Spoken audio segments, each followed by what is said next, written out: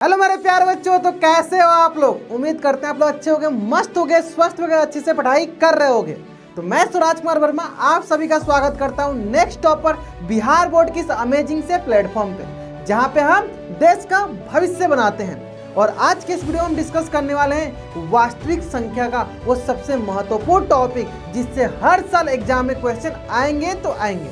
और वो टॉपिक कौन सा है? तो वो टॉपिक है अपना अपरिमेय संख्याओं का सत्यापन। अब देखो, अपरिमेय संख्याओं का जो सत्यापन है, इसमें दो प्रकार के क्वेश्चन बनते हैं। पहला क्वेश्चन क्या बनेगा? √2, √3, √5 को अपरिमेय संख्या सिद्ध करना, जो पूछेगा आपको 5 मार्क्स में, है ना। लेकिन हाल ही फिलहाल रिसेंट ईयर में मैं जहां तक देख पा रहा हूं, वो क्वेश्चन पूछना बंद कर दिया है। अब किस प्रकार का क्वेश्चन पूछ रहा है? तब 2 मार्क्स में क्वेश्चन पूछा जाता है। क्या कि दो अपरिमेय संख्या, जैसे मैं पूछा √2 + √3 को अपरिमेय संख्या बताइए। एक परिमेय और एक अपरिमेय संख्या का गुणनफल को बताना है, परिमेय है या अपरिमेय। एक अपरिमेय और एक परिमेय का घटावफल, जोड़फल या भागफल दे देगा, बताएगा कि अपरिमेय है या नहीं।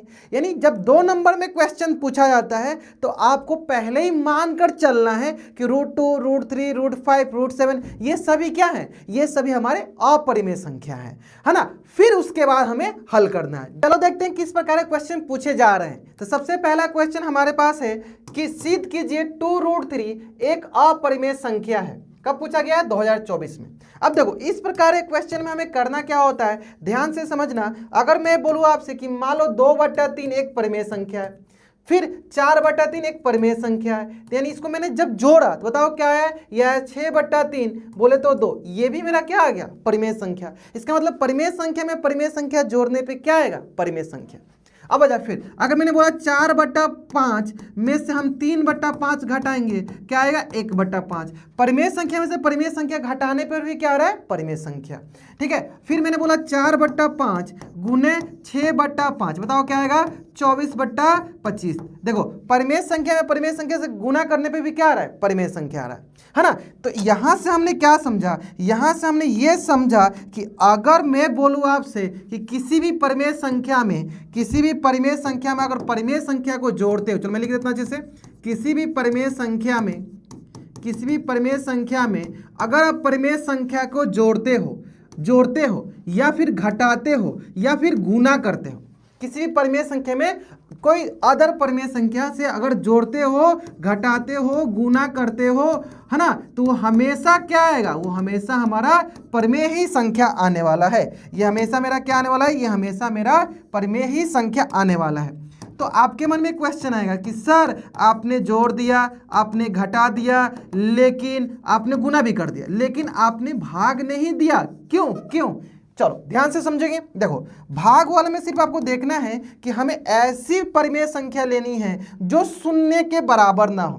क्यों? क्योंकि अगर शून्य के बराबर हो जाती है तो उसमें क्या होता है? वो अपरिभाषित हो जाता है। जैसे एक एग्जांपल दे दूं, मान लो 1/0, या ऐसे सोचो 1/0, बताओ ये क्या है? अपरिभाषित। ये क्या है? अपरिभाषित। तो हमें ऐसा परिमेय संख्या लेना होता है जो शून्य के बराबर ना हो। तो यानी भागफल में हमें क्या ध्यान देना है? सिंपली देखो, भागफल में हमें सिंपली क्या ध्यान देना है? भागफल में सिंपली ध्यान देना है कि हमारे पास ऐसे परिमेय संख्या होना चाहिए जो शून्य के बराबर ना हो। तो शून्यतर का मतलब क्या होता है? जो शून्य के बराबर ना हो। यानी शून्यतर परिमेय संख्या का भागफल, शून्यतर परिमेय संख्या का भागफल किसके साथ? शून्यतर, मतलब जो शून्य के बराबर ना हो। ऐसा परिमेय संख्या जो शून्य के बराबर ना हो, ऐसा परिमेय संख्या जो शून्य के बराबर ना हो, वो भी क्या होता है? हमेशा परिमेय संख्या। तो यानी इसको हम अच्छे से थोड़ा समझ लेते हैं, ध्यान दो, इसको थोड़ा अच्छे से समझ लेते हैं। चलो इसको ऊपर कर लो, इसको भी थोड़ा ऊपर कर लेते हैं। यानी यहां से भी हमें क्या मिलने वाला है? यहां से भी हमें सेम ही चीज मिलने वाला है ना। शून्यतर मैंने क्यों किया? समझ में आया? क्योंकि हमें शून्य आने पे अपरिभाषित हो जाता है, तो हम क्या कोशिश करते हैं? ऐसा परिमेय संख्या ले जो शून्य के बराबर ना हो। क्लियर है? चलो, अगर आपको ये कंसेप्ट समझ में आ गया है तो इसी की मदद से आसानी से हम प्रूफ कर सकते हैं। क्या बोला गया? ध्यान से समझेंगे। देखो, यहां बोला गया है कि सिद्ध करना है, तो क्या करेंगे? सबसे पहला हम जानते हैं विरोधाभास मानते हैं, हम इसके विरोध में मानते हैं, हम जिसका उल्टा मानते हैं। अपरिमेय पूछा है तो हम इसको क्या मानेंगे? कि परिमेय है। तो माना कि 2√3 एक परिमेय संख्या, क्या मान लिया? परिमेय संख्या। अब हमें पता है कि कोई भी संख्या अगर परिमेय होती है, अगर कोई भी संख्या परिमेय होती है तो यानी उसको मैं p बाई क्यू के रूप में लिख सकता हूं, और जहां p और q क्या होता है, सहभाज्य संख्या। तो वही काम करते हैं यहाँ पे कि 2√3 क्या हो जाएगा मेरा p बाई क्यू के रूप में, और जहां मेरा p और q क्या होगा, p और q सहअभाज्य संख्या, p और q क्या है, सहअभाज्य संख्या है ना, सहअभाज्य संख्या है। लेकिन इसके अलावा देखो ये q कभी भी 0 के बराबर नहीं होना चाहिए, तो उसको भी लिख लेते हैं q नॉट इक्वल टू 0 है ना। अब आ जाओ नेक्स्ट आ जाओ। इसके बाद सर जैसे आपको पता चला कि p बाई क्यू क्या है मेरा, परिमेय संख्या, और हमें पता है परिमेय संख्या में किसी दूसरे परिमेय संख्या से साथ हम गुणा करते हैं तो वो भी क्या आता है, परिमेय ही आता है। तो यहाँ पे गुणा कैसे है सर, देखो ध्यान दो, ये लिखा है 2 गुने √3 और ये लिखा है p बाई क्यू। तो हमें बताओ ये गुना में है तो जब दूसरी तरफ जाएगा तो क्या हो जाएगा, भाग में। तो यानी ये लिखा है देखो √3 बराबर p बाई क्यू, और इधर गुना में था तो ये इधर आके क्या हो जाएगा सर, भाग में। क्या हो जाएगा, भाग में। क्या हो जाएगा, भाग में, है ना। 1/2 क्या हो जाएगा, भाग में। इसको ऐसे समझ लो, अगर आपको ऐसे नहीं समझ में आता तो यहाँ ध्यान दो, देखो इसको ऐसे भी आप लिख सकते हो क्या, p by 2q, p by Q 2 की यहाँ गुना में था, इधर आके क्या हो गया, भाग में। तो इसको मैं ऐसे लिख लेता हूँ, देखो √3 बराबर 1/2 गुने p बाई क्यू। अब थोड़ा सा यहाँ ध्यान से अगर हम देखेंगे, थोड़ा सा अगर हम यहाँ ध्यान से देखेंगे तो p बाई क्यू क्या था मेरा, परिमेय संख्या, 1/2 क्या था, परिमेय संख्या। तो अब हमें बताओ परिमेय में परिमेय के साथ गुना करेंगे, देखो परिमेय में परिमेय के साथ गुना करेंगे, क्या आएगा, हमेशा परिमेय आएगा। यानी हमारे पास ये वाला पार्ट बताओ क्या आ गया, ये वाला पार्ट क्या आ गया, तो सर ये वाला तो हमारा क्या आ गया, परिमेय संख्या। क्या आ गया, परिमेय संख्या।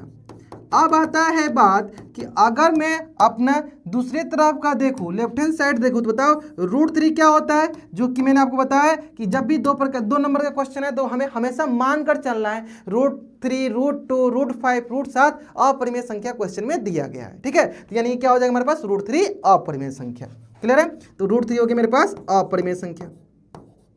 अब हमें बताओ क्या अपरिमेय संख्या, अब हमें बताओ क्या अपरिमेय संख्या कभी परिमेय संख्या के बराबर होगा, क्या अपरिमेय संख्या कभी परिमेय संख्या के बराबर होगा, नहीं। तो यानी यहां से हमने क्या देखा, यानी यहां से हमने देखा कि सर यहां पे तो विरोध हो रहा है, किसका, अपरिमेय संख्या परिमेय के बराबर दे दिया गया, जो कि पॉसिबल ही नहीं है। यानी यहाँ पे तो अपरिमेय संख्या किसके बराबर दे दिया गया है, परिमेय के बराबर। यानी अपरिमेय संख्या यहाँ पे हमें किसके बराबर दे दिया गया है, परिमेय संख्या के बराबर, जो कि संभव ही नहीं है, जो कि हमारा संभव ही नहीं है। अगर ये संभव नहीं है तो मैं क्या बोलूँगा, हमने तो माना था ये परिमेय है लेकिन इसका विरोध हो रहा है, जो हमने माना था वो गलत हो रहा है। देखो यहाँ बराबर माना था लेकिन लास्ट में क्या हो गया, वो बराबर नहीं हुआ, यानी विरोध हो रहा है। तो यही चीज़ मैं लिख दूंगा कि हमने जो माना था उसका विरोध हो रहा है, यानी विरोधाभास हो रहा है। तो क्या मान लेंगे, यानी विरोधाभास हो रहा है, यानी यहाँ विरोधाभास हो रहा है। हमने जो माना है उसका विरोध हो रहा है। हमने तो परिमेय माना है लेकिन ये उल्टा हो जा रहा है, ये परिमेय नहीं अपरिमेय है। यानी यहाँ से क्या बोलेंगे, 2√3 एक परिमेय संख्या नहीं, एक परिमेय संख्या नहीं है ना, एक परिमेय संख्या नहीं अपरिमेय संख्या, एक परिमेय संख्या नहीं अपरिमेय संख्या है, अपरिमेय संख्या है। क्लियर है, अपरिमेय संख्या, एकदम आसान से समझ में आ गया, एकदम अच्छे से क्लियर हो गया। क्या हो रहा है यहाँ पे, विरोधाभास हो रहा है। क्या विरोधाभास हो रहा है, हमने शुरू में माना था कि परिमेय है लेकिन ये अपरिमेय निकल गया। क्लियर है, तो इस प्रकार से हल करना होता है। ये कितने मार्क्स के क्वेश्चन पूछे जाएंगे, 2 मार्क्स के, जिसमें आपको ऑलरेडी पता है कि √3 √2 √5 √7 क्या होते हैं, अपरिमेय। तो ऐसे हल करना है। तो ये देखो यहाँ पे क्या था, गुना में दिया था, हो सकता था यहाँ पे किस में हो, ये जोड़ में लिखा हो, 2 + √3, हो सकता है 2 - √3 हो। तो जब यहाँ प्लस है तो दूसरी तरफ जाएगा तो माइनस में, यहाँ माइनस रहे दूसरी तरफ जाएगा तो प्लस में। तो एक तरफ हमें परिमेय दिख जाता है और दूसरी तरफ अपरिमेय दिख जाता है। तो अब इतना होने के बाद ये सभी बच्चों को एकदम अच्छे से ये चीज़ें समझ में आ गया था, ये चीज़ें सारे बच्चों को एकदम अच्छे से समझ में आ गया था। लेकिन एग्जामिनर ने थोड़ा सा घुमाया। क्या घुमाया, थोड़ा ध्यान से देखेंगे इस क्वेश्चन में। इन्होंने बोला कि सर सिद्ध कीजिए 2 + √2 का होल स्क्वायर एक अपरिमेय संख्या है।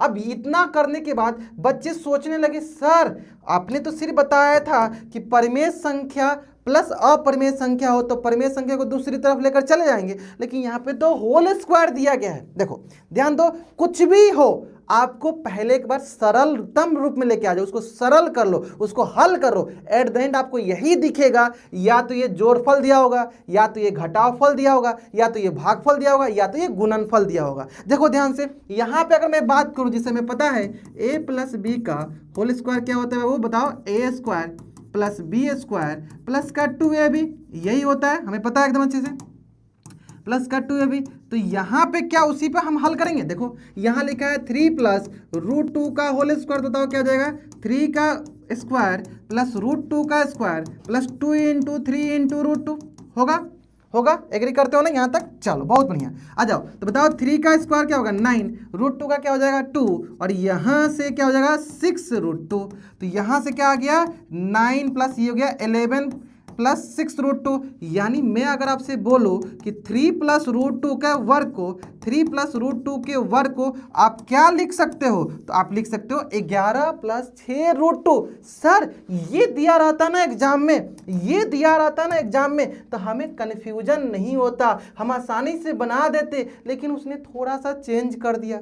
क्या ही फर्क पड़ता है। जब भी इस प्रकार का क्वेश्चन है, आपका मेन मकसद यही होना चाहिए, किसी तरह हमें एक तरफ अपरिमेय दूसरी तरफ परिमेय लाना है, मेरा सिद्ध हो जाएगा। ठीक है, तो हमने ध्यान दिया, ये आया, ये किसके बराबर, इसके बराबर। इसी को मैं सिद्ध कर देता हूं। कैसे सिद्ध करेंगे, जो कि आपको आइडिया लग गया है, आइडिया लग गया ना। चलो तो क्या बोलेंगे, सबसे पहला कि माना कि क्या मानना है, जो हमारे पास ये 3 प्लस रूट 2 था, है ना, 3 प्लस रूट 2 का जो वर्ग था किसके बराबर आ गया 11 प्लस 6 रूट 2। 6 रूट 2 क्या है, एक परिमेय संख्या है, एक परिमेय संख्या। और फिर वही काम जो हम पिछला क्वेश्चन में किए थे, है ना, इसको हम p बाई क्यू के बराबर करेंगे, फिर एक तरफ लेकर आएंगे। चलो मैं सॉल्व करते हैं, फिर ढेर सारा क्वेश्चन दे दूंगा आपको। चलो 11 प्लस 6 रूट 2 को मैं क्या मान लूंगा, p बाई क्यू के रूप में। क्यों, क्योंकि परिमेय संख्या माना है। और जहां p और q क्या हो जाएगा जल्दी बताओ, जहां पे p और q सहअभाज्य संख्या है, सहअभाज्य संख्या है, और q जो है नॉट इक्वल टू 0 है। ये एकदम अच्छे से मैं क्लियर हो गया, एकदम अच्छे से क्लियर हो गया। अब आ जाओ नेक्स्ट। अगर मैं बात करूं सर ये है, तो मैं क्या इसको ऐसे लिख सकता हूँ 6 गुने, इसको मैं ऐसे लिख सकता हूँ 6 गुने रूट 2 बराबर p बाई क्यू। और देखो ये प्लस का 11 जब दूसरी तरफ जाएगा तो माइनस का 11 लिख सकते हैं ना आसान से। अब आ जाओ, अब यहाँ पे गुना में है तो दूसरी तरफ जाएगा तो सर भागा में, क्या जाएगा 1/6 गुने, ये हो गया p बाई क्यू माइनस का 11। अब थोड़ा सा ध्यान से बस समझना है आपको, थोड़ा सा ध्यान से समझना है। देखो 11 क्या है सर, परिमेय संख्या। p बाई क्यू क्या था, हमने शुरू में ही मान रखा था p बाई क्यू क्या है, परिमेय संख्या। 1/6 क्या है, परिमेय संख्या। अब बताओ परिमेय संख्या में से परिमेय संख्या घटाओगे, परिमेय संख्या ही आएगा। उस परिमेय संख्या में परिमेय संख्या से गुना करोगे, क्या आएगा, परिमेय ही आएगा। अभी तो मैंने सिखाया घटावफल, योगफल, गुणनफल या भागफल हमेशा परिमेय ही आता है, परिमेय का। तो ये क्या हो गया टोटल, यानी सर ये तो बहुत आसान सा हो गया। ये मेरा जो राइट हैंड साइड वाला है, ये मेरा क्या बन गया, ये मेरा बन गया परिमेय संख्या। क्या बन गया, परिमेय संख्या। और जो मेरा लेफ्ट हैंड साइड वाला है, ये मेरा ऑलरेडी हमें पता होता है, ये क्या होता है सर, ये तो अपरिमेय होता है, ये तो अपरिमेय होता है, ये तो क्या होता है, अपरिमेय संख्या। इसका मतलब क्या ये दोनों बराबर होते हैं, नहीं, यानी यहीं पे मेरा क्या हुआ, विरोधाभास हुआ। यहीं पे मेरा क्या हुआ, विरोधाभास हुआ।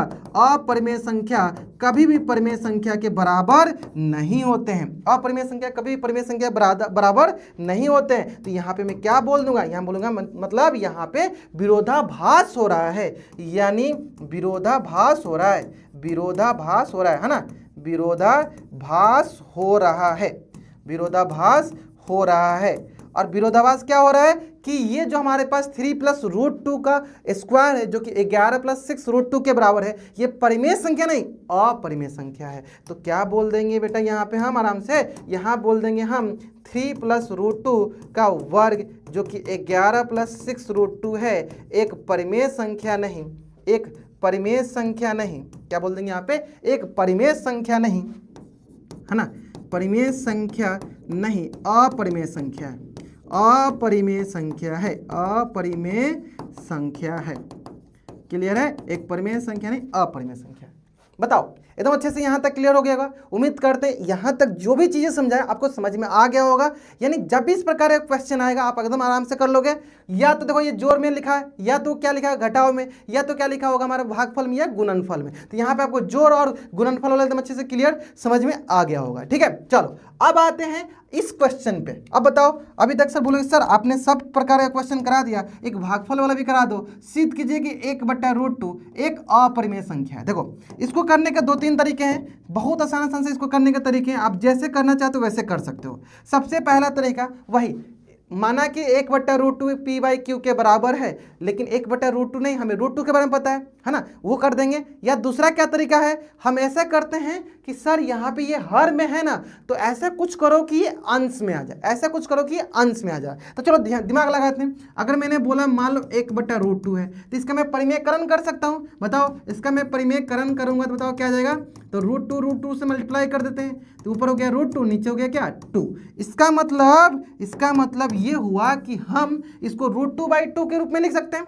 अब बस, अब जैसे हम इसको लिख सकते हैं तो मैं क्या मानूंगा, माना कि 1/√2 बोलो या फिर √2/2 बोलो, एक परिमेय संख्या है, एक परिमेय संख्या, एक परिमेय संख्या। ठीक है, अगर आपका इतना दिमाग काम कर गया बहुत बढ़िया, नहीं काम करता है इस तरह भी हम सिद्ध करेंगे, अभी दिखा देंगे आपको वो भी। ठीक है, आ जाओ यहाँ पे आ जाओ। तो बताओ जैसे मैं बोलूंगा, बताओ क्या बोलूंगा, √2/2 किसके बराबर सर, p/q के बराबर। और जहां p और q पता ही हो गया होगा, p और q सहभाज्य है ना, p और q सहभाज्य, अभाज्य, और q नॉट इक्वल टू 0 है ना, ये लिख लेना, q नॉट इक्वल टू 0 है। क्लियर है। अब बताओ, अब तो एकदम आसानी से हो गया। बताओ क्या लिखेंगे सर, यहाँ हो गया 2, ये मान लो इधर डिवाइड में है, भागफल में नीचे है, तो इधर आगे क्या हो जाएगा, गुना में। तो बताओ इधर क्या हो जाएगा, p/q गुने 2 हो जाएगा। अब आते हैं इस पे बताओ, ये सर परिमेय, ये सर परिमेय, तो परिमेय का परिमेय के साथ करेंगे, परिमेय का परिमेय के साथ, देखो परिमेय का परिमेय के साथ करेंगे क्या आएगा, परिमेय ही आएगा। क्या आएगा, परिमेय संख्या। अगर मैं बात करूं दूसरी तरफ, तो ये क्या होता है सर, ये तो अपरिमेय होता है। ये क्या होता है मेरा, अपरिमेय। ये क्या होता है मेरा, अपरिमेय। ये क्या होता है मेरा, अपरिमेय। तो क्या परिमेय अपरिमेय के बराबर होगा, अपरिमेय के बराबर होगा? मैं बोलूंगा नहीं। यानी क्या हो रहा है, विरोधाभास हो रहा है, विरोधाभास हो रहा है, है ना। यह विरोधाभास के कारण, ऐसे बोल दो, विरोधाभास के कारण क्या हो जाएगा, 1/√2 एक अपरिमेय संख्या, एक परिमेय नहीं अपरिमेय संख्या, एक परिमेय संख्या नहीं अपरिमेय संख्या है, अपरिमेय संख्या है। अब सुनो ध्यान से, अब दूसरे प्रकार से बहुत बच्चे क्या करते हैं, दूसरे प्रकार से हल करते हैं। चलो मैं एक क्वेश्चन पूछता हूं, ध्यान देना। मैंने बोला 2/3 परिमेय है, कि मैं इसको उल्टा कर दूं 3/2, क्या ये परिमेय नहीं होगा, ये भी परिमेय होगा। देखो 2/3 परिमेय है, तो 3/2 भी क्या होगा, परिमेय। तो अगर आपको मान लो ये दिमाग में नहीं आ रहा सर कैसे करेंगे, तो इसको ऐसे भी कर सकते हो कि माना कि √2 क्या है, एक परिमेय संख्या है, ठीक है ना। अब देखो, अब अगला क्या करोगे, ध्यान दो कि √2 बराबर क्या हो गया, p/q, सॉरी √2 नहीं, यहाँ पे 1/√2 है ना, यहाँ पे 1/√2 है ना। चलो आ जाओ, 1/√2 एक परिमेय संख्या है, तो सबसे पहला काम क्या बोलोगे, 1/√2 किसके बराबर, p/q के बराबर। जहां पे p और q सहभाज्य, और q नहीं 0 के बराबर नहीं है, लिखा क्या गया, q 0 के बराबर नहीं है। अब ऐसा भी तो कर सकते हैं, बताओ कि हम √2 को ऊपर और 1 को नीचे। यानी अगर मैं ऐसे बोलूँ, आपको ध्यान से देखना, अगर मैं आपसे ऐसे बोलूँ कि 1 आ जाए 2 की जगह पे, 2 आ जाए 1 की जगह पे, यानी हम उसको रिवर्स करें, उसका व्युत्क्रम ले रहे हैं। इस तरह p नीचे आ जाए और q ऊपर आ जाए, तो बताओ क्या हो जाएगा, ये हो जाएगा सर √2/1 बराबर q/p।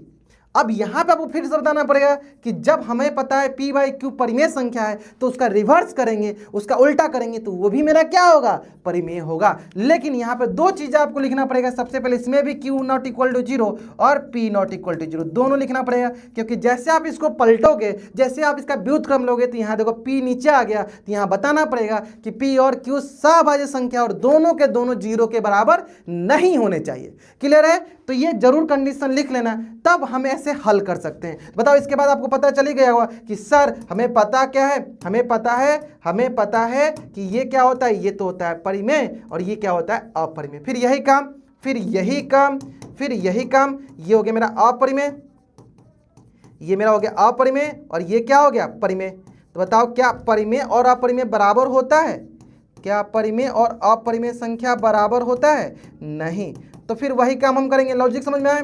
तो अगर मान लो आपके दिमाग में ये परिमेयकरण वाला आइडिया नहीं आ रहा है, टेंशन लेने की बात नहीं है। आपको क्या करना है, इस प्रकार से कर देना है कि 2/3 परिमेय है तो 3/2 भी परिमेय होगा। क्लियर है? उम्मीद करते हैं इस प्रकार के क्वेश्चन आप आसानी से हल कर लोगे। तो चलो मैं इस पर ढेर सारा क्वेश्चन की प्रैक्टिस दे देता हूँ, ताकि आप सेल्फ प्रैक्टिस करोगे, आप सेल्फ आइडिया लगा पाओगे कि इस प्रकार का क्वेश्चन आएगा तो मैं बना पाऊंगा कि नहीं। जरूर प्रैक्टिस कर लेना, क्योंकि अगर प्रैक्टिस कर लेते हो तो फिक्स से इस पे क्वेश्चन आएंगे तो आएंगे, और फिक्स से अगर इस प्रकार क्वेश्चन है सबसे पहले यही बना लेना और अपना 2 नंबर फिक्स कर लेना। क्लियर है? चलो तो क्या बोला गया, देखो कौन कौन से क्वेश्चन हमसे पूछा गया है। देखो सिद्ध कीजिए 7√5, यानी देखो गुणनफल दिया गया है। दूसरा दिया गया 2 + √5, यानी हमें योगफल दिया गया है। और तीसरा क्या है, 4/√3, यानी भागफल दिया गया है। अब देखो इसमें √3 + √2, सर इसमें तो दोनों परिमेय है, इसको कैसे करेंगे? तो चलो इसको मैं थोड़ा बहुत आपको हिंट देता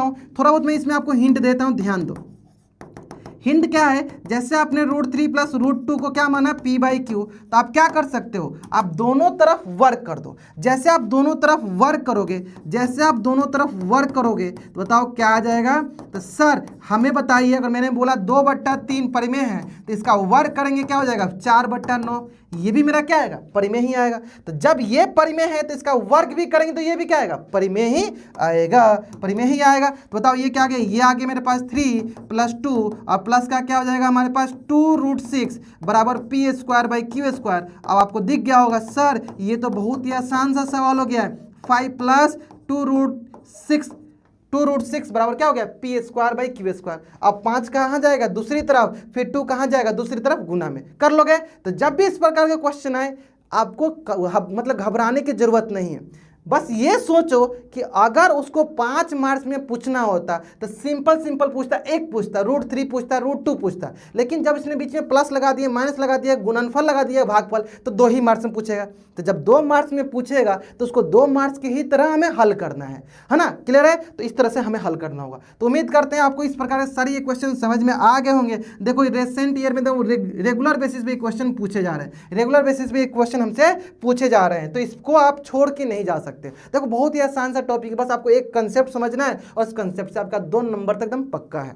तो उम्मीद करते हैं आपको एकदम ये सारे के सारे वास्तविक संख्या के जो हमने बहुत ही इंपॉर्टेंट 2 टॉपिक आपको समझा दिया। पहला मासा और लसक ज्ञात करना और दूसरा अपरिमेय संख्याओं का सत्यापन। जनरली हमारे पास वास्तविक संख्या से इन्हीं 2 टाइप से क्वेश्चन पूछे जाते हैं। अगर आपको लग रहा है कि इसमें और कोई टॉपिक से रिलेटेड आपको डाउट आ रहा है, जैसे इक्वलिड वाला है, अगर उसमें भी डाउट आ रहा है, लग रहा है सर उस पर भी एक वीडियो बना दीजिए, तो आप जरूर कमेंट बॉक्स में बता दीजिएगा, मैं उस पर भी वीडियो बना दूंगा। ठीक है? लेकिन कोशिश क्या करो, जितना भी मैंने आपको क्वेश्चन दिया प्रैक्टिस करने के लिए, पिछला वीडियो में मैंने आपको लस और मस में प्रैक्टिस करने के लिए दिया था, आप वो प्रैक्टिस जरूर कर लो। अगर उतना कर लेते हो तो उम्मीद मानो एग्जाम में आपको ऐसा लगेगा कि अच्छा ये तो क्वेश्चन मैंने हाल ही फिलहाल किया था, आप इसको ऐसे बना दोगे, चुटकियों में सॉल्व कर दोगे। ठीक है? तो चलो मिलते हैं इसी तरह किसी अन्य वीडियो में जिसमें हम लोग और इंपॉर्टेंट टॉपिक को डिस्कस किया जाएगा।